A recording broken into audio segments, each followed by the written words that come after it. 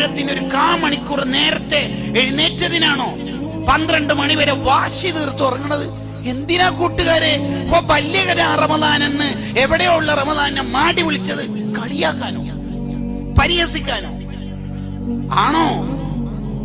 നമ്മളുടെ ഒരു റമദാനിന്റെ ഒരു കോലം 21-ാം തീയതി സൈൻതാത്തന്റെ അടുത്തുണ്ട്, 28-ന് ഉമ്മാമരുടെ അടുത്ത് പറഞ്ഞത്, 27-ന് ഇബ്രാഹിം കാക്ക പറഞ്ഞിരുന്നു. പിന്നെ ഞാൻ ഒറ്റിട്ട് അവന് കുറെ ഇഫ്താറുകളുടെ പെരുമഴക്കാല. നമ്മൾ ആ റീൽസുകൾ ഇഫ്താറുകൾ കൊണ്ട് നിറയാൻ പോവാണ്. ഇനി റമദാനെ കളിയാക്കരുത് കേട്ടോ. അല്ലാഹു ബഹുമാനിച്ച മനസ്സാണ് റമദാനാണ്. റമദാൻ എതിര് സാക്ഷി നിന്നാൽ പിന്നെ നമുക്ക് ശഫാഅത്ത് ചെയ്ത് രക്ഷപ്പെടുത്താൻ ഒരു മനുഷ്യനും ഉണ്ടാവില്ല, ഒരാളുണ്ടാവില്ല, ഒരു മനുഷ്യനും ഉണ്ടാവില്ല. വേറെ ആരെങ്കിലൊക്കെ എതിര് സാക്ഷി നിന്നാൽ ഒരുപക്ഷെ അമ്പിയാക്കളൊക്കെ ഇടപെട്ട് നോക്കും.